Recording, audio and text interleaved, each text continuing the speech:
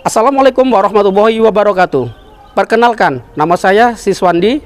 Saya guru di SMK Negeri 9 Samarinda, Kalimantan Timur. Saya adalah mahasiswa PPG dalam Perjabatan Angkatan 2, Gelombang 2 tahun 2003, Prodi Pendidikan Perikanan, Universitas Pancasakti Tegal. Hari ini Minggu 3 Desember 2023, saya akan melaksanakan praktek pembelajaran dalam rangka penilaian uji kinerja dengan menggunakan model pembelajaran Project Based Learning atau PJBL. Pada materi ini, desain dan tata letak wadah pembesaran ikan kelas 12 APAT SMK Negeri 9 Samarinda, Kalimantan Timur. Terima kasih dan selamat menyaksikan. Wassalamualaikum warahmatullahi wabarakatuh.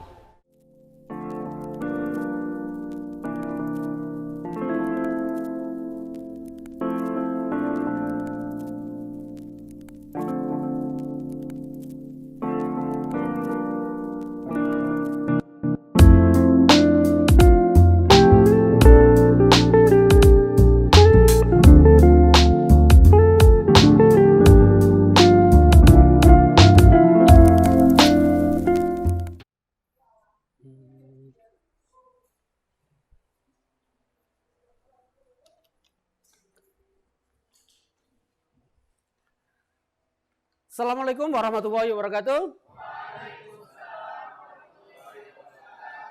Apa kabar kalian semuanya? Alhamdulillah, hari ini kalian sehat semua dan bisa hadir dalam kegiatan pembelajaran hari ini. Sebelum kita memulai kegiatan hari ini, alangkah baiknya satu siswa untuk memimpin doa. Silakan. Sebelum kita mulai belajar, marilah kita berdoa. Berdoa dimulai.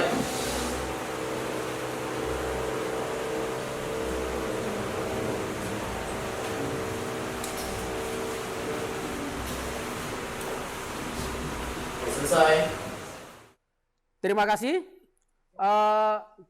Tolong dirapikan dulu kursi mejanya supaya kita pada saat kegiatan belajar mengajar nanti lebih fokus dan tidak terganggu.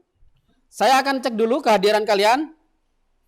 Raihan Asabi, Ayu, Andi Yusra, Dika, Paradila, Surya, Firman, Diki, Fadila, Mela, Nia, Guntur, Wawan, Ratna, Sandi. Yang berikutnya Sapikri, Raihan,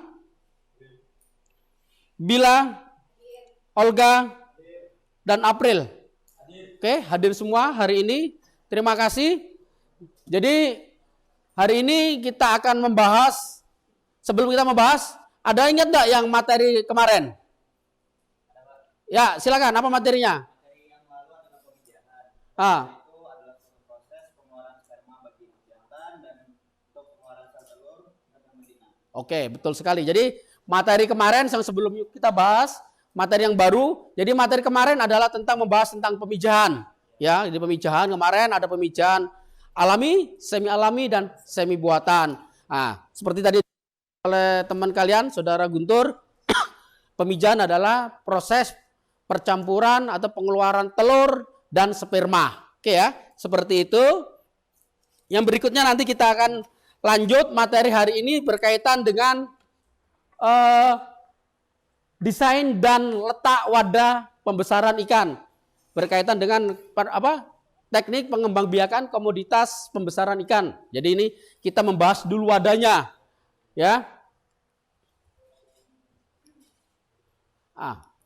Kompetensi dasarnya adalah yang pertama,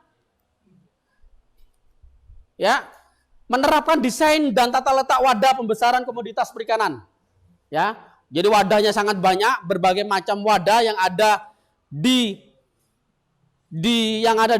digunakan pada saat kegiatan pembudidaya. Ya, mulai nanti kita akan paparkan satu persatu.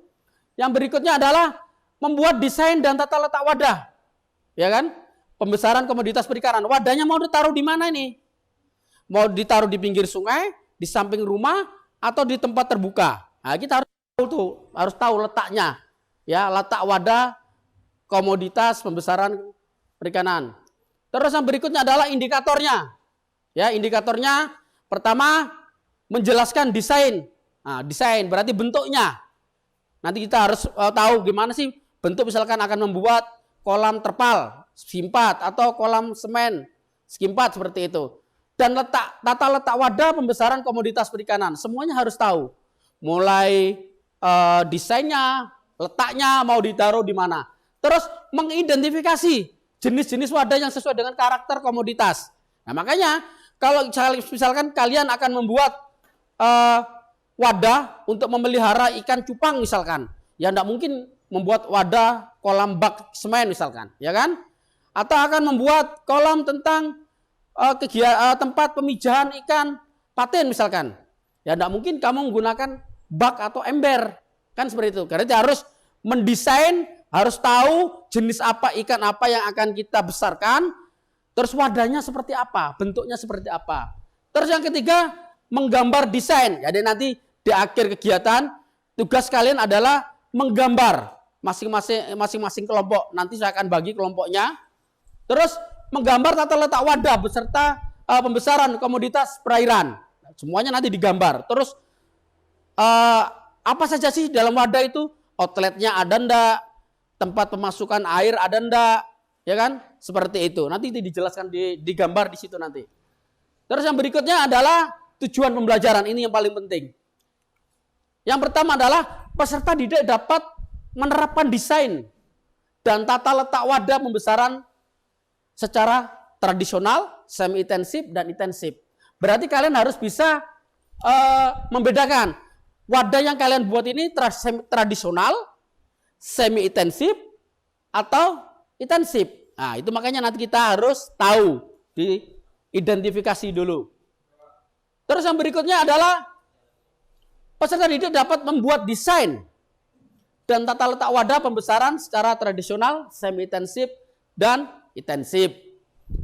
Yang berikutnya adalah peserta didik dapat menggambar layout, berarti layout bentuknya ya, area pembesarannya sesuai dengan desain dan tata letak wadah. Misalkan tempatnya di mana harus dilayoutkan, digambar dulu. Misalkan di pinggir sungai, di belakangnya ada sungai, di sebelahnya ada saluran air masuk, pintu air masuk dan pintu air keluar, seperti itu. Terus yang berikutnya adalah jenis dan karakteristik wadah pembesaran. Ya, di sini ada beberapa jenis wadah pembesaran, misalkan kolam air tenang, kolam air deras, tambak, kolam tanah, kolam terpal, akuarium, kolam beton, bak fiber dan masih banyak lain. Banyak lagi wadah-wadah atau jenis-jenis wadah yang digunakan untuk kegiatan pembesaran. Oke? Jelas ya? Oke, kita lanjut. Nah, definisi kolam. Kita bahas kolam ini. Kolam merupakan salah satu suatu wadah budidaya yang pertama digunakan untuk kegiatan budidaya. Ya kan? Zaman dulu sebelum mengenal teknologi semi intensif, orang banyak menggunakan kolam tanah secara masih tradisional, secara alami untuk kegiatan pembesaran maupun kegiatan pembenihan. Ya. Di samping itu kolam pada budidaya air tawar dan kolam tambak air payau merupakan suatu wadah yang paling mendekati dengan habitatnya. Ya kan? Semuanya pasti muaranya mendekati dengan habitatnya. Sama seperti kemarin pada saat kegiatan pemijahan. Ya, kita mengkondisikan seperti habitat di alam. Ikan akan memijah dengan kondisi, misalkan karena tidak mungkin ikan akan memijah di siang hari, pasti akan di malam hari. Dengan kondisi cuaca mungkin setelah hujan, ya seperti itu. Terus yang berikutnya, nah ini gambar tata letak wadah kolam tanah, ya. Di sini ada kemalir, ini ada kemalir. Ini ada cekungan, ini ada pematang, ini ada outlet. Nah, di sini penjelasannya. Nah, yang huruf A ini ya, ini adalah pematang. Ini pematangnya. Seperti di kolam kita yang ada di tanah merah yang kolam tanah itu ada pematangnya. Terus di sini ada pintu keluar dan masuknya air. Ini ya. Terus yang tiga, yang C ini adalah dasar kolam, pelatarannya, alasnya, yang C ini. Dan yang D, ini adalah kemalirnya, cekungannya, supaya nanti pada saat kalian mau nguras, kalau tidak ada kemalirnya, pasti masih ada air yang tersisa. Tetapi kalau ada kemalirnya, air akan menuju ke tempat yang lebih rendah, ya kan? Terus bermuara di kobakan, cekungan ini, di dekat pintu air ini. Jadi kalau misalkan mau panen bibit atau ikan besar, kalau sudah kita cabut pipanya, nanti ikan akan terkumpul di sini, di muara ini, ya, di muara ini. Nah, ini yang F, ini adalah pintu masuk dan keluarnya air di situ, ya. Itu bentuk kolam. Apakah kolam di tempat kita praktek hampir sama dengan ini? Ada enggak yang mendekati dengan ini? Ada ya? Ada. Ada kolam nila sama kolam shiring itu, meskipun kondisinya sekarang sudah mulai ada pendangkalan, ya kan? Dulu settingannya seperti itu. Jadi ada pintu air, ada pematang, ada pelataran, dan ada cekungan. Oke, kita lanjutkan. Bagian-bagian kolam, ya, bagian-bagian kolam. Nah, pertama di sini saluran air. Saluran air merupakan salah satu bagian kolam, ya kan? Posisinya saluran air berada di depan dan di belakang kolam. Jadi ada di depan, ada di belakang. Kadang-kadang ada juga kolam itu salurannya cuma ada satu untuk masuk dan satu untuk keluar. Nah, seperti itu. Fungsinya adalah untuk mengeluarkan dan mengisi air. Jadi ada pintu masuk, ada pintu keluar. Nah, bentuknya seperti ini. Ini saluran airnya. Nah, ini parit, ini saluran airnya. Jadi pada saat air tinggi, air akan masuk ke dalam kolam sini. Seperti itu. Yang berikutnya adalah ini, pematang. Pematang merupakan bagian kolam utama yang memberikan bentuk dari suatu kolam. Ini pematang, ya. Ini pematang. Ini saya tampilkan kolam, masih kolam tradisional, alami, kolam tanah seperti ini. Jadi ini pematangnya di pinggirnya ini. Fungsinya apa? Untuk menahan air supaya airnya tidak keluar. Kan seperti itu ya. Nah, yang berikutnya adalah bagian-bagian kolam, masih bagian kolam. Tadi sudah ada kemalir. Nah, kemalir adalah suatu saluran air yang terdapat di bagian tengah kolam. Jadi ini, ya, yang ada di bagian tengah. Makanya nanti kalau kita panen, pasti larinya air ke sini, menuju pintu air, ya kan? Seperti itu. Terus pintu air, lanjut pintu air. Nah, ini pintu air. Pintu air adalah saluran yang terdapat pada bagian tengah dan memanjang dari pintu pemasukan sampai pintu pengeluaran. Nah, ini memanjang searah saluran air seperti itu, ya. Oke. Persyaratan lokasi. Nah, ini yang penting. Ya kan? Persyaratan lokasi. Faktor teknisnya.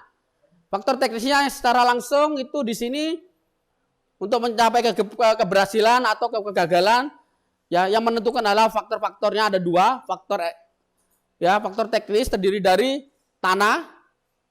Terus yang kedua ada air, ya kan? Tanah berkaitan langsung dengan media dasar kolamnya itu dan seterusnya, ya kan? Air, kalau di sekitar kolam yang kalian buat itu airnya mengandung bahan-bahan beracun atau buangan limbah, maka tidak akan berhasil seperti itu.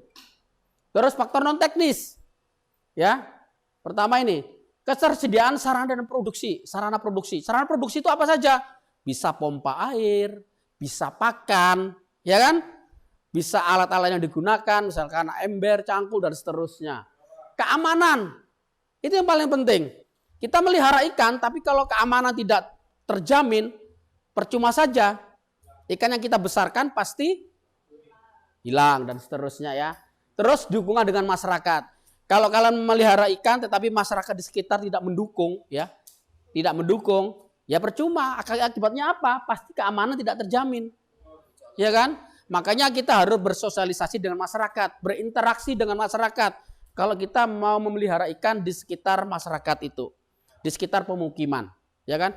Takutnya apa? Nanti dikomplain orang, Si Amir ini melihara ikan lele tapi baunya sampai ke RT sebelah. Nah, sebetulnya seperti itu. Nah, bagaimana caranya supaya bau air itu tidak bau? Ya kita harus mentreatmentnya. Mungkin dengan cara menggunakan teknologi bioflok atau dengan cara mengganti air per 2 minggu sekali. Ya, berikutnya jenis-jenis wadah. Ini wadahnya. Kolam semi intensif dengan bagian-bagiannya seperti ini. Ini semi intensif, ya kan?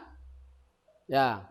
Kalau sudah intensif, berarti di situ sudah ada kincir air, sudah menggunakan fishery pada saat pemberian pakannya, sudah menggunakan teknologi-teknologi, sudah ada pompa udaranya, ya kan? Kalau masih semi intensif, emang bangunannya sudah mendekati intensif, cuma fasilitasnya belum menggunakan seperti blower, belum menggunakan kincir air, belum menggunakan fishery yang tempat untuk pakan otomatis, kan seperti itu. Ya. Terus berikutnya adalah yang di sini, nah, kolam intensif dan bagiannya, ini kolam intensifnya. Nah, kalau yang ini adalah sistem kolam intensif air deras. Ya, jadi dari kita buat kolam, tempatnya di lereng gunung, tetapi di sekitar situ ada aliran air deras. Jadi air derasnya masuk dari sini, dari sini, nanti keluarnya di ujung sana. Nah, itu biasanya dilakukan di daerah Sukabumi, Cianjur, dan seterusnya. Oke, yang berikutnya saluran air masuk dan air keluar. Seperti ini layoutnya. Ya. Ini. Nah, ini air masuk. Ini air masuknya dan ini air keluarnya. Seperti itu. Oke, kemiringan tanah ini paling penting. Kita buat kolam itu tidak boleh datar. Harus ada tempat yang miring. Ya kan? Kenapa? Nanti akan memudahkan kita, akan memudahkan kita pada saat kita menguras. Ini ceritanya pintu air masuk dan di sini pintu air keluar. Seperti itu, benar sekali ya. Ini contoh sistem pengairannya. Nah, alurnya seperti ini. Nah, ada yang tanda ini adalah pintu air masuk. Masuk ke sini, ini adalah saluran inletnya.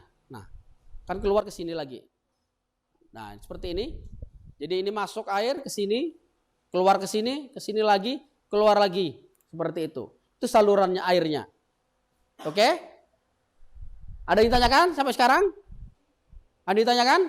Oke. Izin bertanya. Ya. Misalnya saya ini melihara ikan nih Pak, budidaya di kolam tanah. Ya.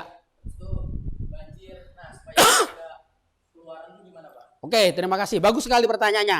Untuk mengantisipasi banjir, bisa itu berkaitan dengan pasang surut air. Kita harus tahu ini kondisi sungai pada saat pasang tertinggi itu ketinggiannya berapa. Misalkan sungai pada saat pasang tertingginya itu 1 meter. Berarti kita harus membuat pematang air, pematang kolam itu tingginya paling tidak 1,5 meter. Ya kan? 1,5 meter. Tujuannya apa? Tujuannya adalah untuk menghindari pasang tertinggi air sungai. Ya kan? Kalau misalkan pematang kolamnya 80 cm, ternyata pasang tertinggi air itu 100 cm misalkan. 100 mili, misalnya 100 cm misalkan. Berarti kan masih ada selisih 20 cm. Akibatnya apa? Air dari sungai pasti akan masuk ke kolam. Dan ikan yang ada di kolam pasti akan larut dan akan keluar. Karena ketemu air baru. Makanya kalau akan membuat desain kolam, paling tidak kita harus tahu kondisi lingkungan sekitarnya. Dengan cara apa? Kita harus memperhatikan posisi ketinggian air misalkan. Pasang tertinggi air itu seberapa sih? Berapa sentimeter sih? 1 meter kah? 2 meter kah? Berarti kita harus membuat pematangnya setinggi melebihi pasang tertinggi air. Seperti itu. Oke? Oke, terima kasih sama-sama. Kita lanjutkan ya. Oke, kita lanjut. Nah, jenis-jenis wadah budidaya ikan. Ini jenisnya. Ini contohnya. Ini pasti kolam yang ada di sekitar pinggir gunung. Ya. Ini wadah budidaya ember. Ya, dengan fungsi-fungsinya. Ya kan? Ini biasanya digunakan untuk kegiatan pembesaran ikan lele. Ya, yang ini. Terus yang berikutnya adalah kolam terpal bulat dengan berbagai macam diameter. Terus yang berikutnya ada nih kolam semen, ya. Yang berikutnya ada bak fiber, ya. Dan ini yang lebih hebat lagi. Ini sistem resirkulasi air. Jadi airnya itu tidak dibuang, tetapi diolah kembali. Ini ada tandon air. Jadi air itu akan masuk ke sini, ke filter ini, turun lagi ke dalam sini, ke kolam ini, naik lagi ke dalam sini. Namanya resirkulasi. Ya, ini memerlukan kos biaya yang cukup tinggi. Ya, karena semuanya menggerakkan dengan tenaga listrik. Ya kan, mulai pompanya, mendorongnya ini kan, blowernya. Nah, mudah-mudahan ke depannya kita bisa di sekolah kita bisa mengaplikasikan teknologi sistem RAS ini. Karena fasilitas alatnya sudah Bapak beli, ya, mulai filternya, pompanya, wadah baknya sudah ada, tinggal tempatnya saja. Tempatnya untuk men-sightingnya saja belum kita punya. Ya, mudah-mudahan kedepannya di tempat praktek kita yang ada di Tanah Merah bisa kita gunakan. Oke? Oke? Sampai di sini, ini ada beberapa pertanyaan refleksi, mungkin nanti ada bisa jawab. Pertanyaan pertama, saya mau jawab. Yang ada yang mau tanyakan? Nabila? Ya. Ini bagaimana perasaan kalian dengan kegiatan pembelajaran hari ini? Ayo, ada yang bisa menjawab? Silakan. Ayo, Guntur. Gimana tanggapan Kak Guntur tentang perasaan pembelajaran hari ini? Cukup menyenangkan. Terus. Terus. Oke, jadi beberapa siswa mengatakan cukup senang dengan pembelajaran hari ini karena kalian bisa memahami jenis-jenis wadah dan fungsinya ya, seperti itu. Yang berikutnya, ya silakan Bila.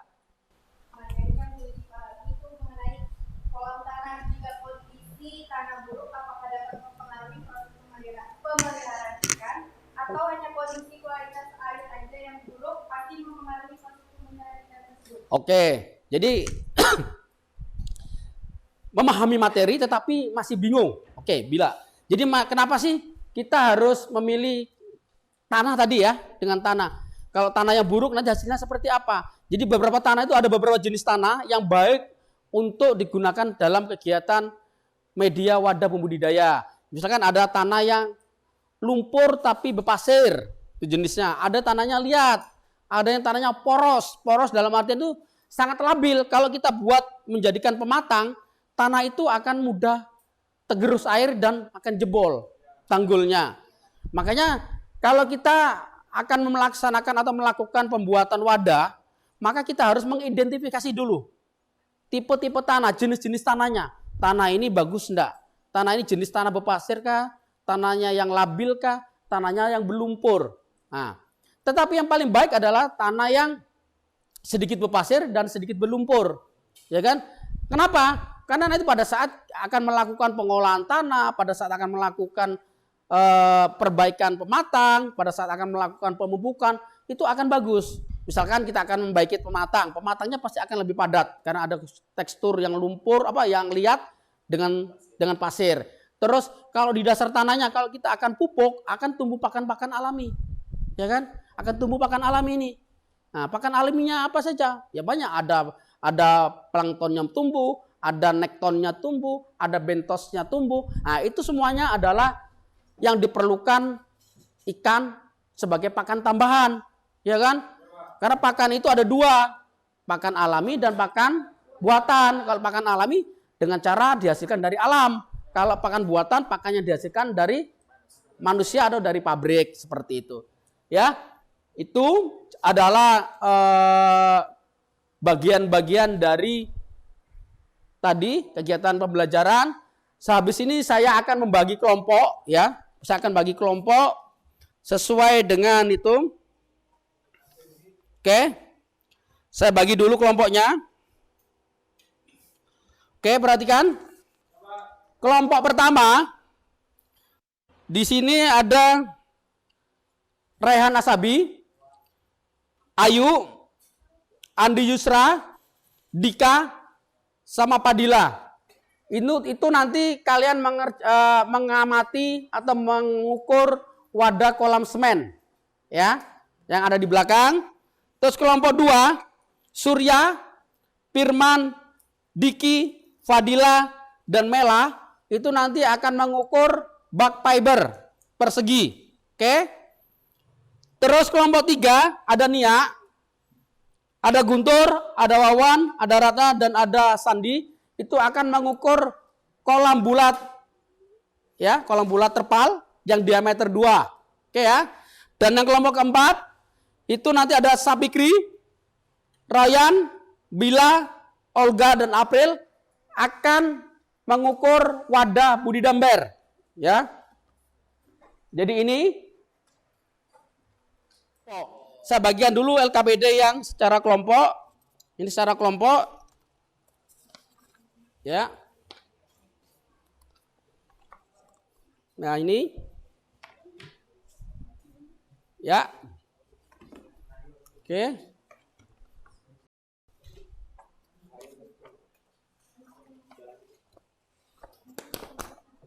Oke. Ya, ini kolamnya.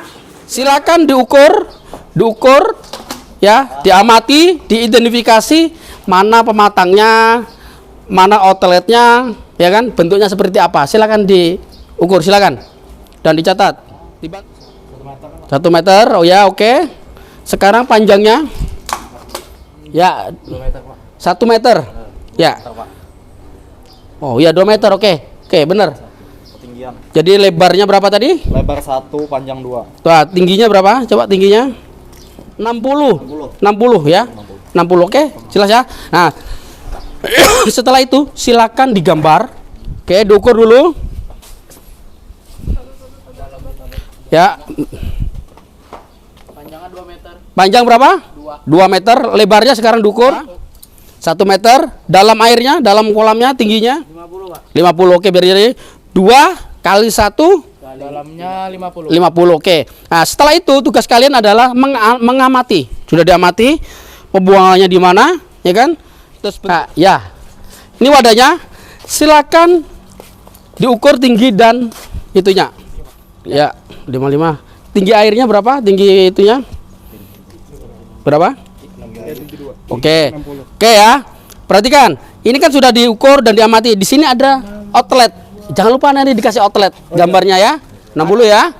Jadi tadi tinggi ininya 70, tinggi itunya 60. Silakan. Ya, silakan diukur ini diameternya dan tingginya. Berapa? 2 meter 12. Oke. Sekarang tingginya. Oke, berapa? Berapa? 97. Oke. Berarti sudah diukur tinggi dan diameternya. Tugas kalian selanjutnya adalah menggambar ya. Ada yang belum kebagian pensil kelompoknya? Belum? Oke, sebentar. Oke. Silakan dulu LKPD 1 dikerjakan ya. Dikerjakan. Wadahnya ada di luar, nanti silakan di luar.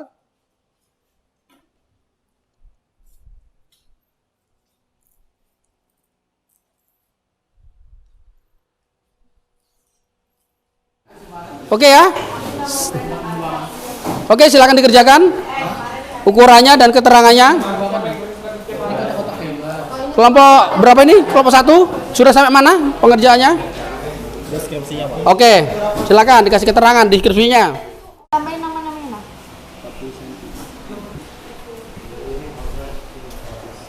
Ayo, silakan dikerjakan.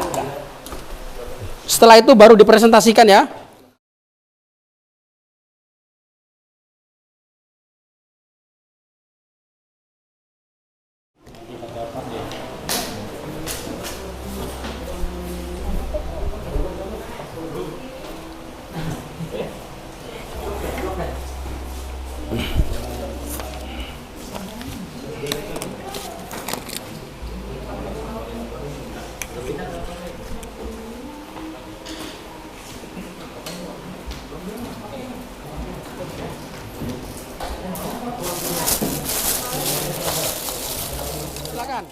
Oke, kita lihat paparan dari kelompok 3 ya. Kelompok 3 yang akan dipaparkan oleh Saudara Guntur. Ya.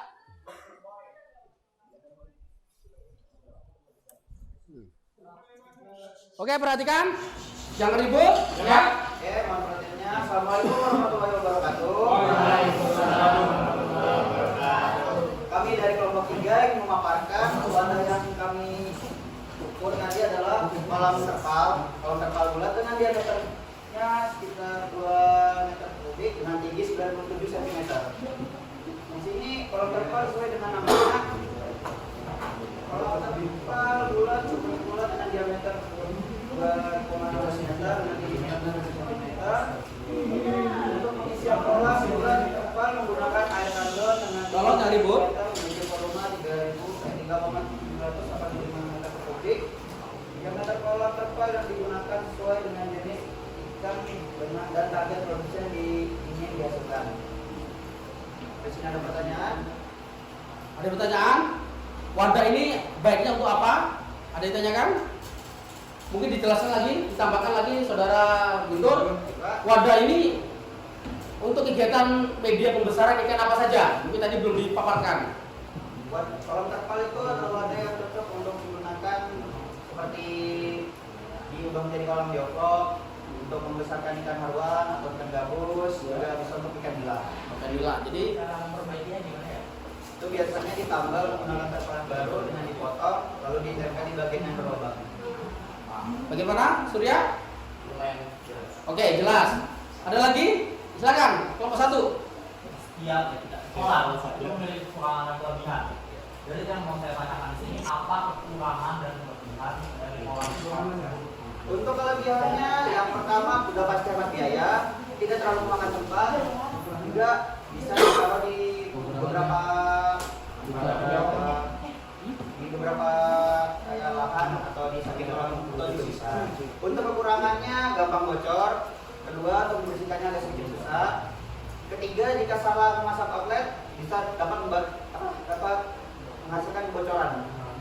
Oke. Jadi kalau dijelaskan tadi kalau salah membuat lubang outlet atau miring, maka akibatnya kolom tadi akan bocor seperti itu. Oke, bila aplaus ke kelompok berapa? 3. Bila aplaus kelompok 3. Ya, terima kasih. Assalamualaikum warahmatullahi wabarakatuh. Perkenalkan, saya Ranta Fikri dari kelompok 4 ingin memaparkan tentang Big Number. Terus silakan lanjut. Karena Big Number merupakan wadah budidaya yang ramah lingkungan. Kegunaan orang untuk menetralisasikan air, gas, terus siraman tanaman. Penjelasan itu kurang jelas. Jadi begini, berdasarkan yang saya dapatkan dari penjelasan orang, bahwasannya kulit dan berlian merupakan suatu simbiosis antara tanaman dengan ikan. Ya. Apa yang didapatkan dan apa keuntungan si ikan dengan tanaman ini tadi? Keuntungannya si ikan dapat oksigen dari kangkung. Nah, terus? Dan keuntungannya kangkung dia dapat air dari si itu dari si ikan. Oh, betul. Oke, makasih.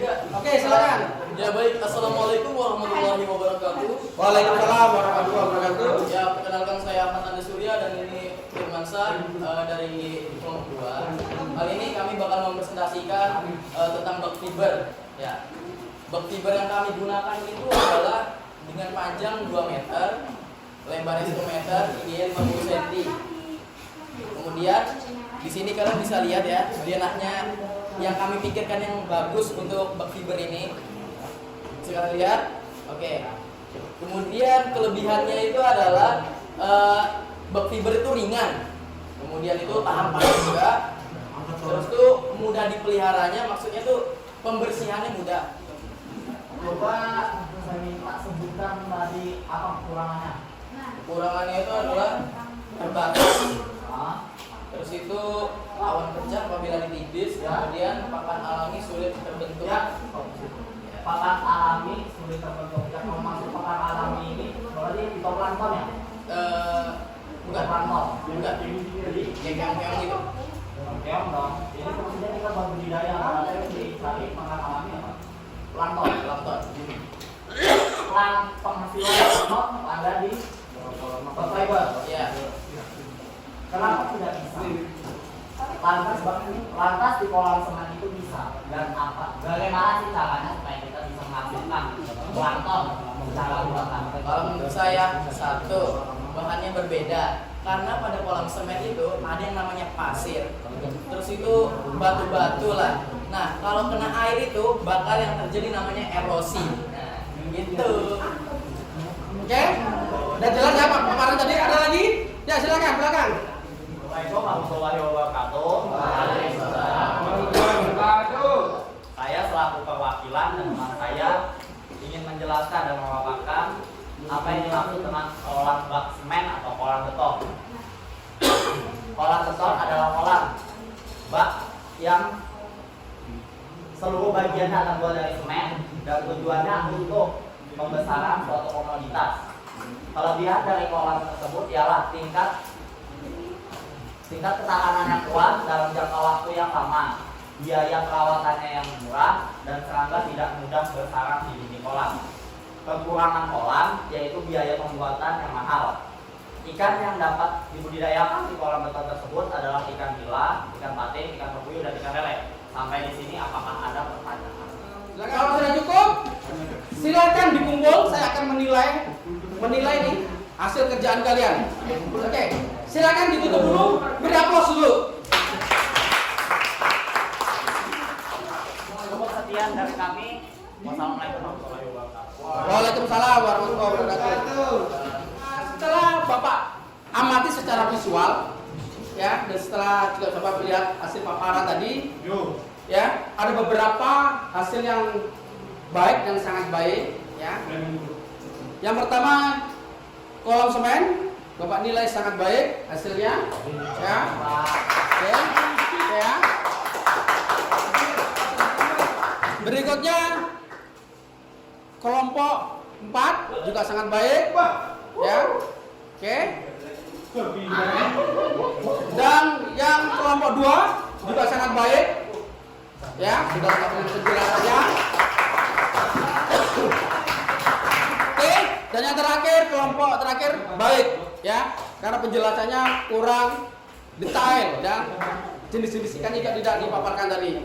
Pada prinsipnya kalian sudah sudah mengamati, sudah jelas dengan paparan tujuan dari kegiatan pembelajaran hari ini. Oke ya. Selanjutnya tadi sudah kalian simpulkan, satu orang saya minta untuk menyimpulkan dari hasil kegiatan hari ini. Mungkin sudah bisa disimpulkan. Ayo, silakan ke depan. Di sini kesimpulan yang dapat kita ambil dari beberapa kelompok dan paparan dari Pak Sis adalah banyak sekali media atau wadah yang dapat kita gunakan sebagai metode budidaya atau pembesaran ikan. Itu sangat banyak sekali, dan setiap metode setiap wadah itu ada kekurangan dan kelebihannya masing-masing. Maka dari itu, jika kita ingin menggunakannya, alangkah baiknya kita perhatikan dulu sesuai kebutuhan gitu lah. Ya baik, terima kasih. Wassalamualaikum warahmatullahi wabarakatuh. Waalaikumsalam warahmatullahi wabarakatuh. Jadi tadi sudah disimpulkan oleh saudara, saya tambahkan sedikit. Jadi pada dasarnya prinsipnya kita semuanya kalau akan melakukan kegiatan pembesaran, kita harus dulu mengidentifikasi dulu ikan apa yang akan kita pelihara. Baru kita tentukan wadahnya, baru kita tentukan lokasinya, baru kita tentukan lagi tempat ada dan segalanya ada, budgetnya, keuangannya, itu yang paling penting, dan keamanannya. Jadi tadi dari kesimpulan hari ini, selanjutnya adalah kedepannya harapan Bapak kalian semua tetap bersemangat dengan belajar, bersemangat dengan mengimplementasikan ilmu yang didapat di sekolah, bersemangat dengan mempraktekkan, dan bersemangat untuk berentrepreneur. Ya, saya rasa cukup kegiatan pembelajaran hari ini. Saya akhiri. Wassalamualaikum warahmatullahi wabarakatuh. Waalaikumsalam.